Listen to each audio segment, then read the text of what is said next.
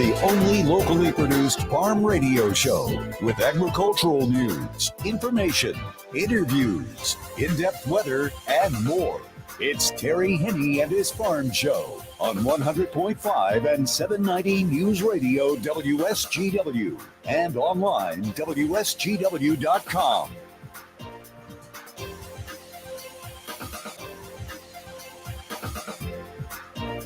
Well, a mostly sunny good morning to you.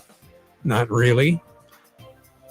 Sun is S-U-N. Take the U-N off and add S-N-O-W.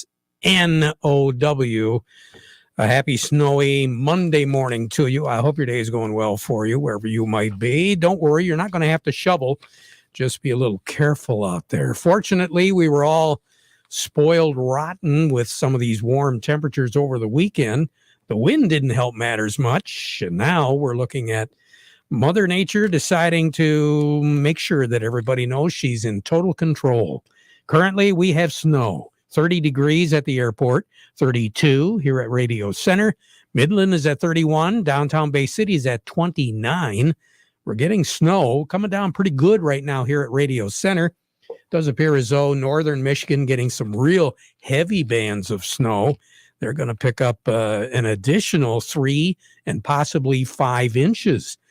Starting, I want to say right around, just north of the Gaylord area and all the way down into the central part of the lower peninsula. We had a little bit of a break for an hour or two this morning.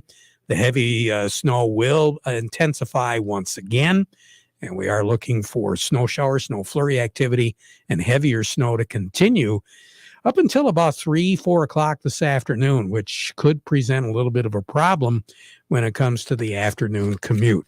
For the most part, the roads have been treated, but they're smeary in spots, and especially on the secondary roads, it is smeary and it's a little slick. So give yourself a little bit more time. We mentioned over the weekend the temperatures and the wind.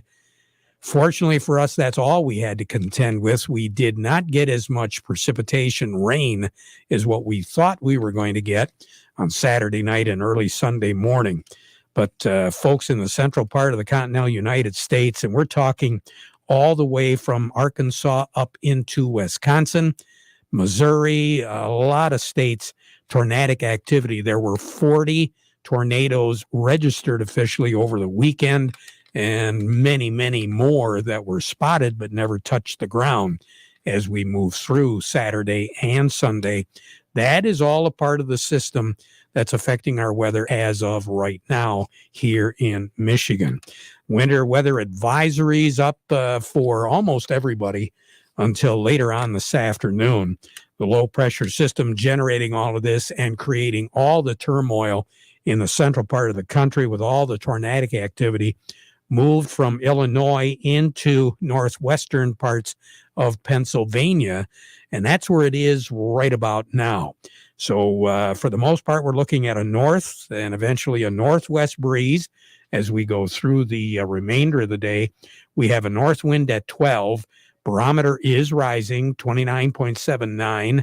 Visibility is under a half mile out at MBS. Here at Radio Center, you can see about a mile, and that's it.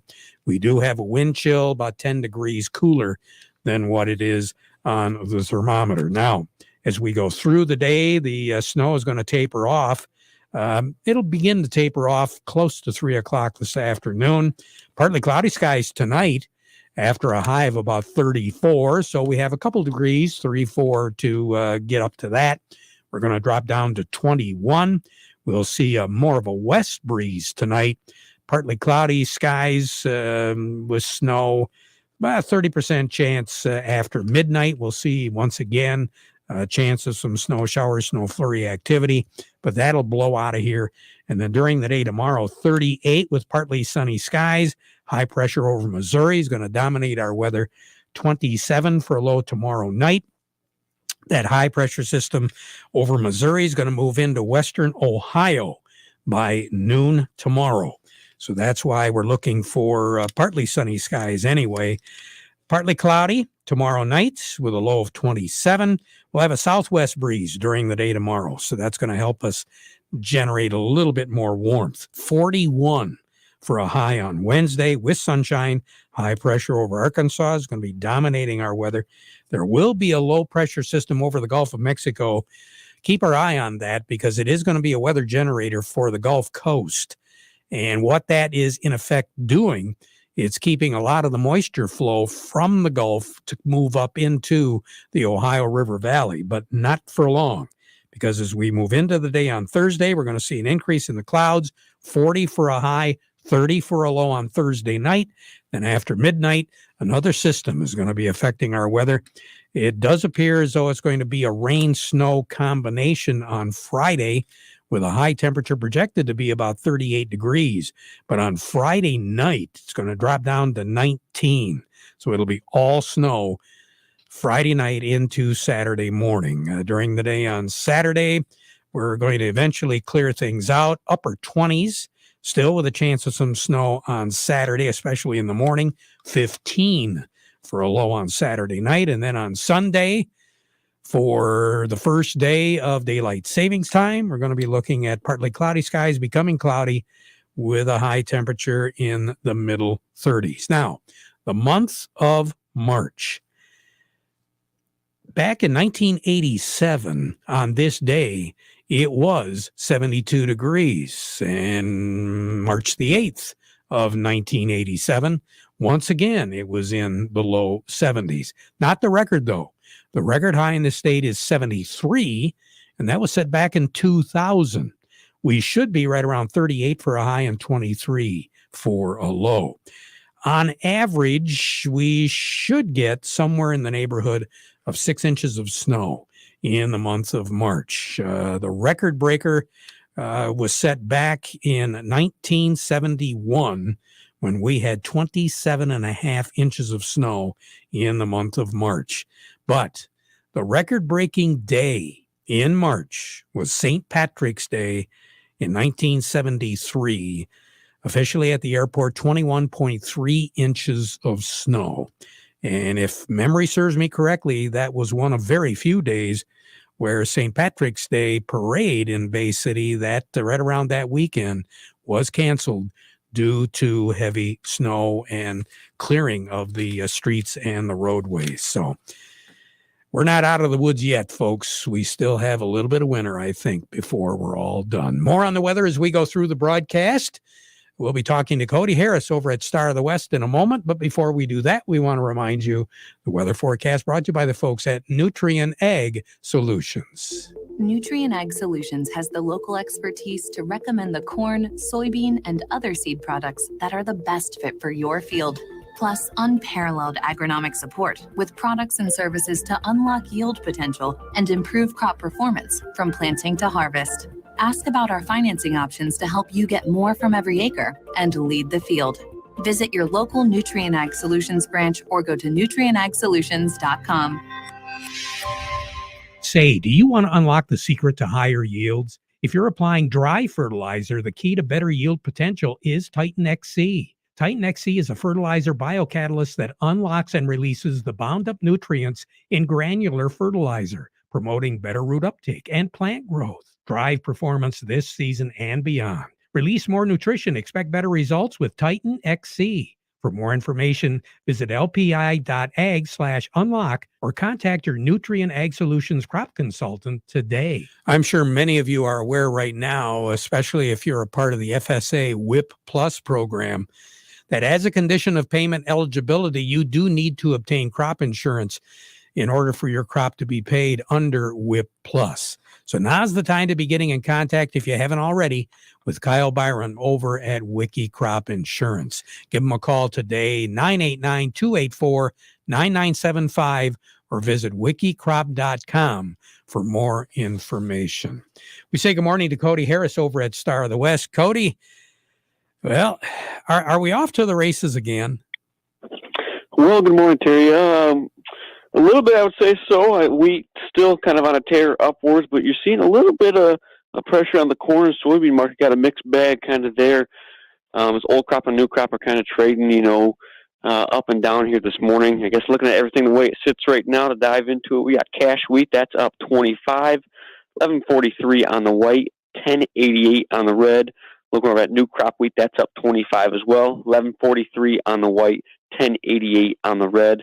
Looking over at cash corn, that's down 12 at 6.82. New crop corn's up 13 at 5.87.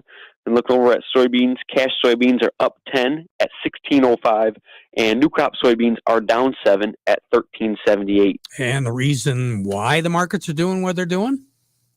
Well, I think, Terry, you kind of look at, especially in the soybean arena, definitely maybe not getting as much pressure as far as straight grain exports in that aspect out of Ukraine. I know sunflower oil production is definitely very important over there in that Black Sea region, but you're finally starting to get the South America talk again. South America is a big player, especially this time of year. I think kind of the news for corn and soybeans anyways has maybe kind of shifted to that area. And South America has definitely been getting some beneficial rains this week and last week, Terry, and that's definitely beneficial for that second corn planting they have down there, in addition to any other late planted crops down there in South America and Argentina. So maybe you're starting to get some updated numbers as far as production goes down there, at least some good news coming out of that trade. And I think maybe that's where you're getting a little bit of pressure there, Terry. In addition to that, you have some big, I guess, non-commercial traders starting to maybe pull out of some positions across the corn and soybean arena, putting pressure on that market as well. But as far as wheat, it seems like the same story here this week, Terry. I mean, definitely the conflict in Russia and Ukraine is definitely panicking this market with all the uncertainty that it brings to that grain production there and here for 2022. But aside from that, if you kind of even look in the U.S., wheat production is kind of a concern even here in the U.S. We got a drought kind of persistently hanging over most of the western part of the U.S. I know there's still some time for spring wheat planting, but much of that northern plains also remains dry.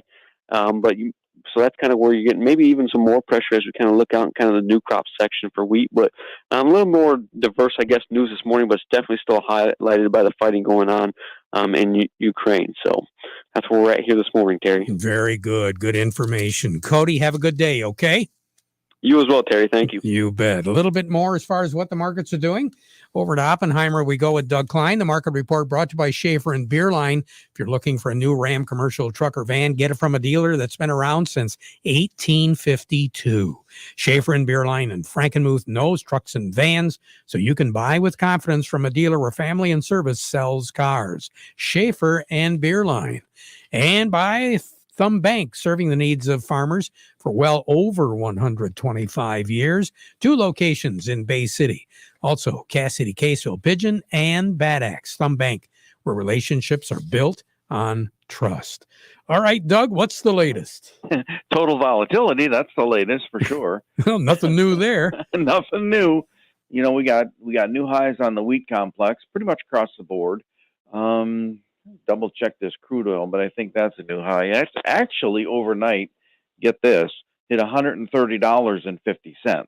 But right now trading at around 118.66, which is, it's still above the annual high of 116.50, but it's a far cry from 130.50. Wow. When a billionaire gets involved and starts exerting his power, that's kind of what you get. Hit a new high on copper for the year, too. That was overnight. That got to 504, almost 504, but trading at 468 right now. So, again, volatility is the flavor of the day. Here's your numbers. The May corn, 742.5. That's down 11 and 3/4 cents. December corn, 643.25. That's up 13 3/4. And then the September 23 corn is 576.25. That's up a penny. May soybeans 1670.25, up 9 3/4. November soybeans 1443 3/4, down 6.5. And then November 23 soybeans 1289.5. That's down 12.5. The May wheat is 1294, up 85 cents. I'm assuming they increased the limit by a penny because of the expiration, but it was lock limit up, and they haven't traded really today. 1294, up 85 cents. The December soybeans or December wheat is 1007, up 27, and then let's see, this is July of 23 wheat, 856 3/4, up 7. Crude oil, 119.05, up 337 a barrel. Heating oil is 394.85, up 17 and a quarter cents. Gasoline is 361.56, up 7 and a quarter cents. Natural gas is 492 and 3/4. That's down 10 and 3/4. Canadian dollar, U.S. dollar gets you 127.64 at the border. That's up 34 ticks. The yen is at 115.40, up 62 ticks. The euro is at 108.65. That's down 61 ticks. And the dollar sitting at 99.26. That's up 62 ticks. And I'm pretty sure that's a high for the last 12 months, maybe 18 months. Gold is at $19.81, up $16. Silver's at $25.72.5. That's down 5.5 cents. Platinum's at $11.29.80. That's up $13. You have a good day, Doug. Thanks, you too. You betcha. Talk to you later. Doug Klein over at Oppenheimer. Jerry Samolsky joins us in a moment. How would you like to earn up to $1,000 a week? Star of the West Milling is looking for hardworking, self-motivated people to join the team for the 2022 spring season. Star of the West is seeking general laborers and tender truck drivers. A career opportunity open house will be held Thursday, March 10th in Frankenmuth at the office at 121 East Tuscola Street. No appointment is necessary. Just come by to the office at 4 p.m. You must be able to pass a DOT physical and drug screen. No CDL licenses are required but preferred. Call Star of the West for more information, 989-652-9971. Along with me, Jerry Samolsky, Bay Landscaping and Garden Center in Essexville. Boy, I think, Jerry, everybody got a little bit spoiled yesterday with those temperatures. And when the wind went down finally yesterday afternoon, it was beautiful out there. Yeah, it wasn't too bad. We're going to definitely have some moisture in the soil, which is a good thing.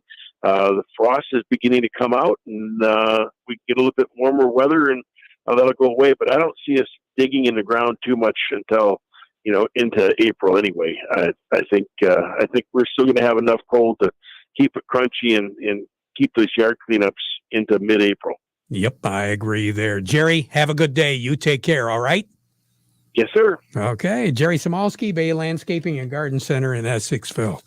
When we return, Eric Sawatsky will be joining us. But first, this. A good grower always knows the forecast. And with interest rates forecasted to rise in the near future, there's never been a better time to lock in a historically low rate on a new irrigation system at your local Zematic dealer. For a limited time, get an additional 1% interest rate discount on already low financing and the earliest delivery dates in the industry. So your new Zematic pivot is ready to roll this spring. Terms and conditions apply. See your local dealer or visit lindsay.com/spring sale for full details. It's time to think about your pig. You know, the propane tank in your backyard that heats your home? Well, there's no better company to fill your pig than Forward Energy, covering 23 counties. Forward Energy is a family-owned and operated propane supplier that's been fueling area homes, farms, and businesses since 1925. Fill your pig this year. Visit forwardenergy.com to find out about new customer pricing and programs. Go forward with Forward Energy. Along with me, Eric Sawatsky from Yo and Yo Accounting. Eric, a lot of folks have been selling equipment over the winter, and of course, auction season is right around us. A lot of stuff going on. Let's talk a little bit about depreciation. What's the latest? Yeah, Terry. So one thing I see quite a bit, especially when equipment is sold or even on a trade-in, is we don't necessarily get to take full advantage of the long-term capital gains rates. Typically, most of the time you're going to be paying 15% federal tax on those gains. The thing to keep in mind with equipment is when you sell it, if you've had it for a long enough period of time that you've been depreciating and writing off the cost of that equipment over time, when you sell it, you actually have to recapture that deduction that you've been taking, the depreciation, and that's taxable at ordinary income tax rates, which are many times higher than that 15% capital gains rate. So sometimes that can be a surprise, especially if you've had the piece of equipment a few years, taken the full purchase price as a deduction already. You may end up with that full amount of that you sold it for as not only taxable, but also taxable at much higher rates than you were anticipating. So that's something to keep in mind, even on a trade-in. It used to be that if you would trade in a piece of equipment, even if it was a vehicle or something like that, and you got some cash from the dealer for trading that in, many times you wouldn't have to pay tax on that trade-in. That changed a few years ago, so now that's treated as a separate sale. If you trade in that piece of equipment or that vehicle, you have to treat that as a sale, calculate any gain on that, and again, might pay higher income tax rates on that. So just something to keep in mind when you're selling or trading in equipment or vehicles. You definitely want to understand the full impact, I guess, from a tax perspective as far as what you're going to be paying on the sale. So any options available to us, hopefully to kind of protect us from that? Well, the best option from an equipment standpoint is still our accelerated depreciation. So the new piece of equipment you buy, if it's a trade-in, we'll be able to potentially take all of that purchase price as a deduction in that year. So it could offset any gain from the sale. If it's just strictly selling a piece of equipment and you're not buying anything new, really it is what it is, and we just have to plan for paying tax on it. So for more information, they can get a hold of you. How did they do that, Eric?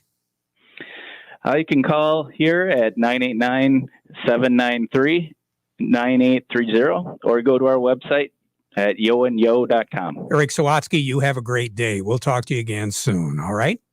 You too. You bet. Eric Sawatsky, Yo and Yo Accounting. Are you upset with your current planter performance? Are you considering buying a new planter but blown away from sticker shock? With Precision Planting's VSET, V-Drive, and Delta Force, we can retrofit your old planter to outperform any new planter on the market.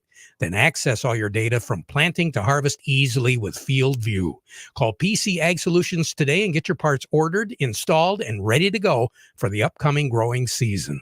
989-868-4444.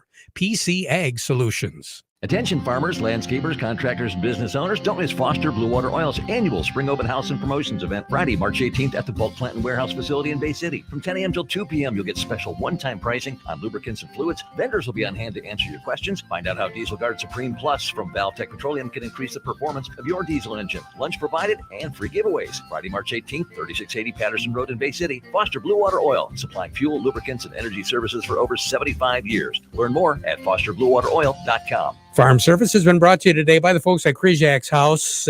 You've got to prepare food for an event coming up. Don't worry about it. Just call this, 989-894-5531. That's Krizak's House. They'll have the food ready for you. And as we've said before, you will be a hero at your event. And also, don't forget, they're a great place to dine in, too. Krizak's House, corner of Cass and Michigan on Bay City's south side. Back at 12:30 with an update. Now we conclude our program with the playing of our national anthem.